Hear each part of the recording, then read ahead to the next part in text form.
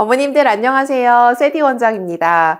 네, 겨울철 하면은 이제 영유를 본격적으로 시작하기 전인데요. 요즘 제가 제일 많이 듣는 질문이 뭔지 아세요? 네, 새로 입학하는 학년 또는 영유에 어떻게 하면 잘 적응할 수 있을까요? 라는 질문이에요. 네, 뭐 입시 때문에도 저한테 많이 오시지만은 새로운 학년에 또는 새로운 학교에 잘 적응할 수 있기 위해서 저에게 수업을 듣고 싶다는 친구들도 많이 있고요. 또 저 역시 뭐 여러 원을 다니면서 아이가 어떻게 하면 잘 적응할 수 있을까? 쉽게 말하면은 이왕 다닐 거 좀 상위권을 점하면서 자신감 있게 다닐 수 있을까를 늘 고민했었던 것 같아요. 그래서 제가 많은 아이들을 보고 또 아이들이 이제 어떤지 좀 느낀 것들을 어머님들께 정리해서 몇 가지 말씀드릴게요. 네, 영유에서 이제 가장 먼저 첫 번째 적응과 관계된 것이 바로 숙제입니다.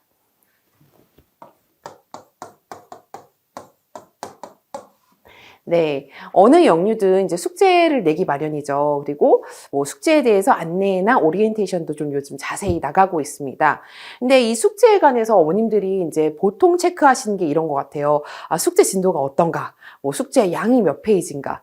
네. 사실 이런 것도 중요합니다. 또 심지어는 그 숙제의 그런 퀄리티, 수준 가지고 이 영유의 이런 영어 실력을 판가름하는 그런 척도로 쓰시는 분도 계신데요. 사실 숙제가 이제 뭐 정말 A, B 쓰는 것부터 다시 나오든 아니면 정말 따라쓰기부터 나오든 아니면 정말 어렵게 나오든 이 숙제가 사실 의미하는 거는 이런 수준이 아니고 매일매일 꾸준한 공부 패턴을 가져달라라는 의미입니다. 그래서 이게 우리 아이가 배웠었던 건데 혹은 우리 아이가 어떻게 풀었었던 건데 라는 그런 판단보다는 사실 매일매일 데일리로 오는 홈워크를 아이와 일정한 시간에 엄마와 같이 좀 해결해 보는 그런 습관을 길러주는 그런 용도로 꼭 사용하셨으면 좋겠어요.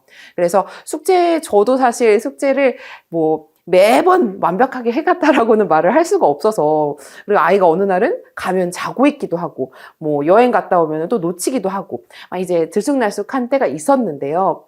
사실 이렇게 쌓여가면은 그 범위를 체크를 못해서 아쉽다기보다는 그 매일매일 조금 하다가 어느 날 하루 패턴이 깨졌을 때 이 패턴을 다시 잡기가 좀 시간이 걸린다.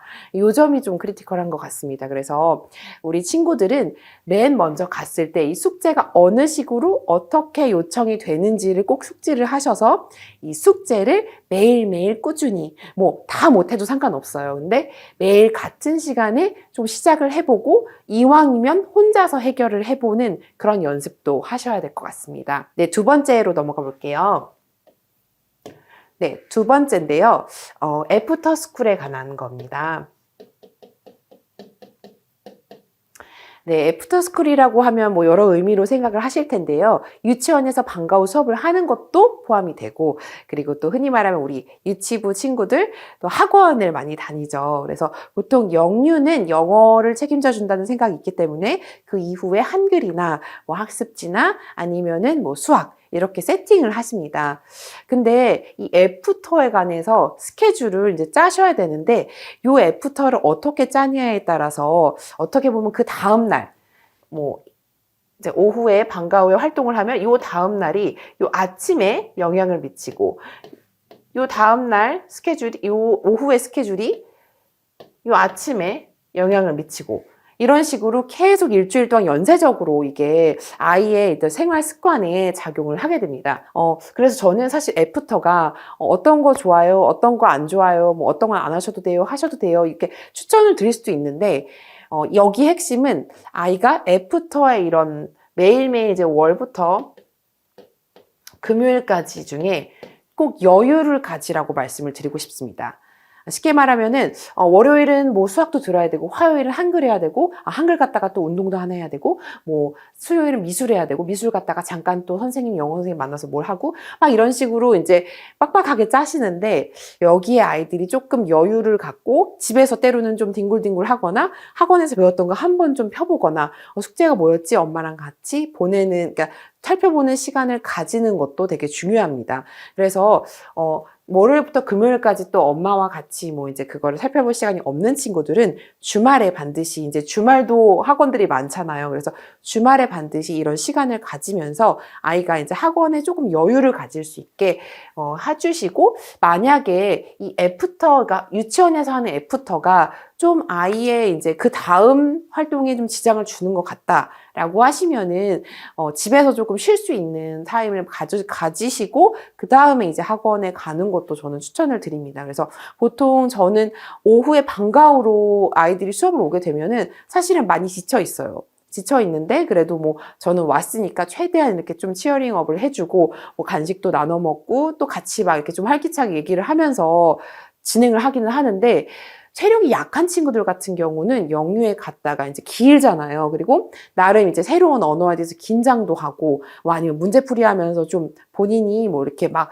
뭐 긴장하면서 풀기도 하고, 그러면서 좀 체력적으로 많이 지치는 것 같아요. 그리고 아이들이다 보니까 이제 이런 밥이 뭐 이제 딱 편식 없이 먹으면 좋은데 밥이 이제 맛이 없는 메뉴가 나왔다 하면은 금방 또 먹다가 말고 이러면은 아이들이 배고프고 졸리고 막 그래요. 그래서 요런 체력적인 부분을 좀 챙겨주시고자 애프터 스쿨, 그러니까 학원이나 아니면 방과 후 클래스를 조금은 여유 있게 준비를 하셔서 세팅을 해주셔라. 그렇게 말씀드리고 싶습니다. 네, 여기에 연관되는 내용인데요. 세 번째는 바로 운동입니다.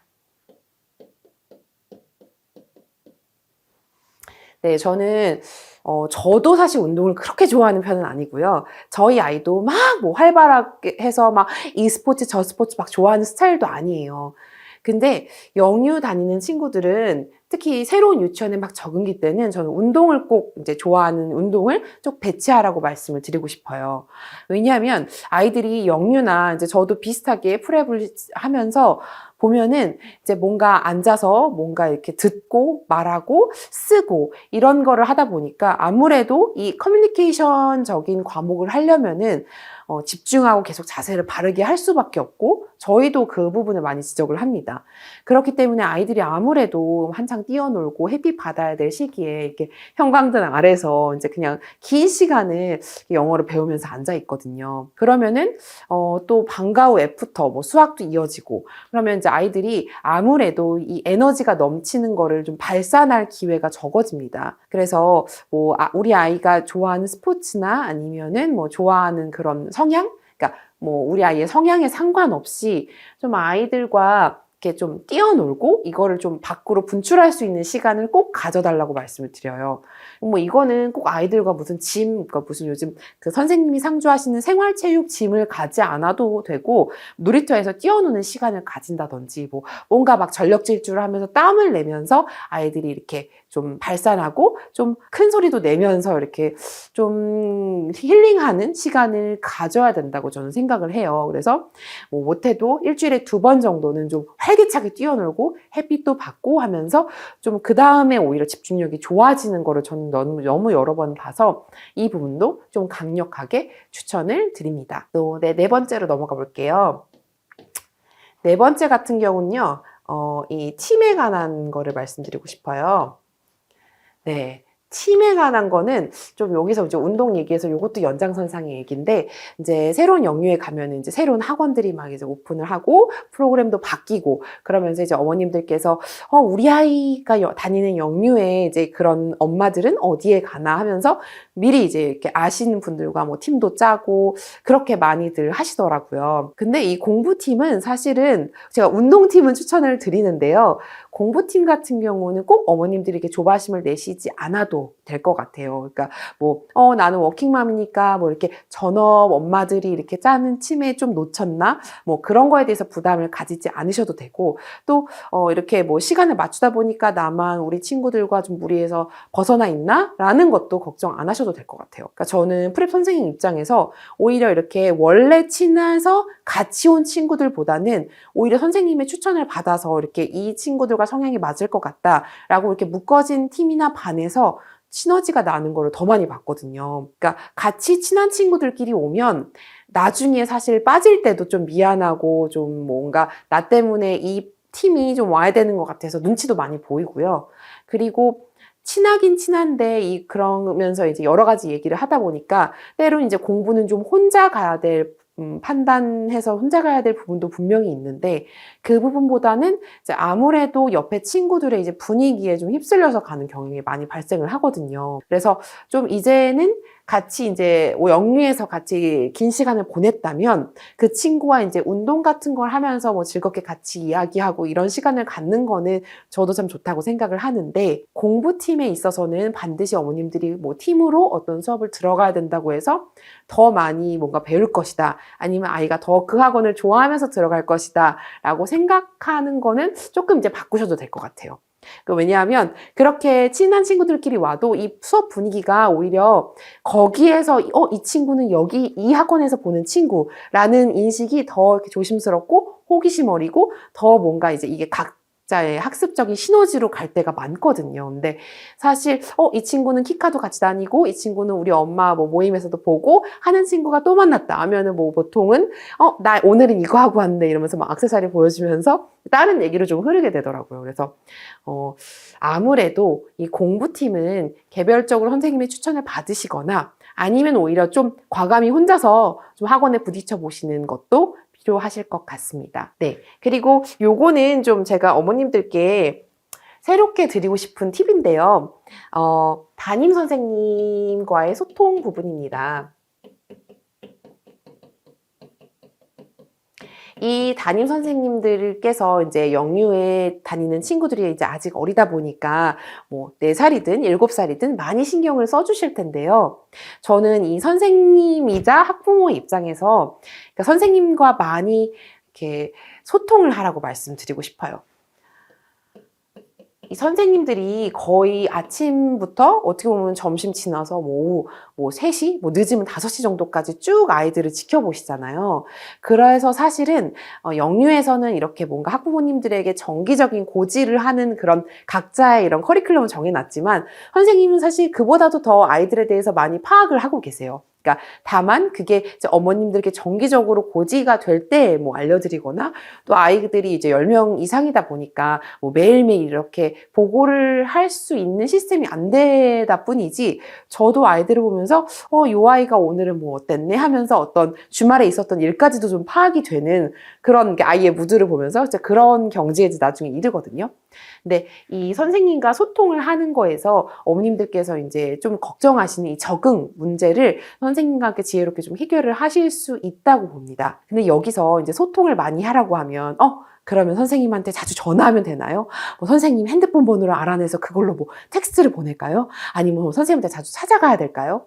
이렇게 생각하시는 분들이 있으실 것 같아요. 근데 꼭 그런 방법이 아니더라도 선생님 입장에서는 엄마들이 이제 이 아이에 대해서 뭔가 계속 주시하고 소통하고 싶어 한다는 뉘앙스를 받을 때가 있어요. 예를 들어서 저 같은 경우는 선생님한테 이제 학기 초가 되면은 뭐 선생님한테 이제 제가 뭔가 이제 부탁드리고 싶을 것들, 이제 저희 아이 성향은 이러이러한데 이런 것에서는 이럴 수가 있다라는 거를 이제 포스트잇 형식에서 이제 선생님이 부담스러우지 않으시게 이제 조금 편지 같은 거를 많이 보냈어요. 그래서 사실 선생님한테 이제 뭔가 노티스를 좀 주시면은 선생님이 예를 들어서 이 아이가 오늘 뭐 아침에 어떤 뭐 넘어지는 일이 있어서 울고 왔구나, 아니면 요즘 뭔가 적응하느라 힘들어 하는구나, 뭐 아니면 뭐 뭔가 뭐 친척들과 뭐 했는데 어떤 일이 있었구나, 이런 거를 좀 알 수가 있어요. 그래서 저는 이 선생님에게 이제 뭔가 작은 쪽지나 이런 걸로 이제 원 방향으로, 그러니까 한 방향으로 꼭 이렇게 통화를 자주 하지 않아도 아이에 대해서 정기적으로 알려드릴 수가 있거든요. 그러면 선생님도 어머님이 이제 뭔가 저에게도 공유를 하고 싶어 하시는구나 라고 느끼고 조금 더 신경을 또 쓰고 기회가 되면 거기에 대해서 피드백을 드리게 돼요. 그리고 또 이 소통적인 면에서 이제 선생님과 어떤 전화를 하실 기회가 있으면은 질문을 많이 하시는 것도 추천드려요. 그러니까 질문이라는 게 가지수가 많은 거라기보단 정말 저희 아이에 대해서 어떤 방향으로 나아가는 걸 추천해 주시나요? 라고 오히려 선생님께 질문을 드리면 선생님이 조금 더 어머님께서 내가 그래도 가려는 방향을 좀 궁금해 하시는구나 하면서 좀 더 좋은 이제 의견을 드릴 수가 있거든요. 이제 간혹 어머니들께서 이제 뭔가 일방적으로 이제 본인의 방향을 이제 막 얘기해 주시는 경우가 있는데 사실 뭐 저뿐만 아니고 이제 이 세상에 많은 선생님들이나 다들 경험이 있으시니까 이제 아이에 대해서 또 다른 이제 시각을 제시해 주실 수도 있거든요. 그래서 선생님과의 상담 기회가 있으면 오히려 질문을 그냥 많이 어떻게 생각하세요? 어떤 것 같으세요? 라고 질문을 많이 던지시면 저도 선생님 입장에서 뭔가 말을 많이 해드려야 될 것 같은, 그러면서 평소에 아이에 갖고 있었던 그런 생각이나 이런 것도 많이 알려드리게 되더라고요. 네, 그리고 이 소통에 대해서 세 번째 말씀드릴 거는, 희한하게도 이게 이심전심이라고 어머님들께서 선생님을 좀 얼마나 믿어주시는지에 대해서도 아마 대부분의 선생님들이 어느 정도 느끼실 것 같아요. 그래서 꼭 무언가 이제 이런 뭐 직접적인 통화, 뭐 직접적인 쪽지, 직접적인 대면이 아니더라도 아이를 통해서 느껴지시는 경우도 되게 많거든요.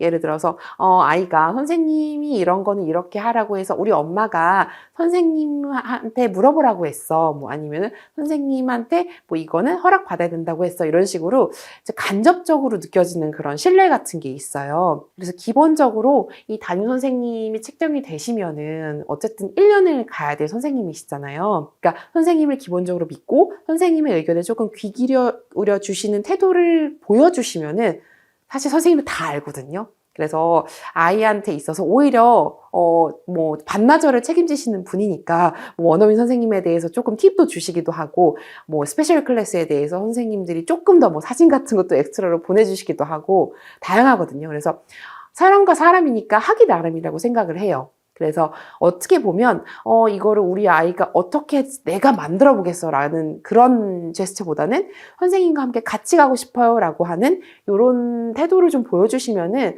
선생님들도 얼마든지, 어떤 선생님이 정해져 있다기보다는 아이마다 조금 달라지는 것도 있는 것 같아요.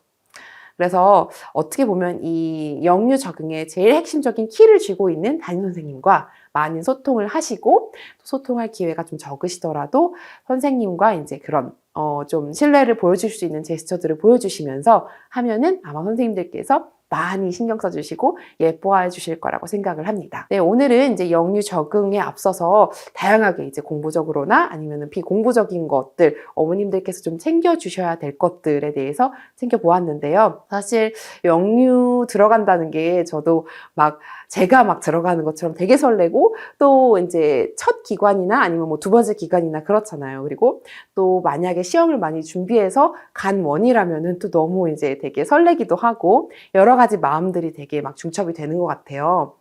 저 같은 경우는 아이가 되게 적극적으로 말하고 자신감 있게 말했으면 좋겠어서 영어 스피킹적인 부분을 오히려 시험 때보다도 더 신경을 써줬었거든요. 그래서 어머님들도 집에서나 뭐 학원에서 이제 뭔가 말하는 부분에 있어서 아이가 당차고 자신감 있게 가서 즐기고 올 수 있도록 격려 많이 해주셨으면 좋겠습니다. 네, 저는 다음번에 더 알차고 재미있는 정보 가지고 돌아오도록 하겠습니다. 감사합니다.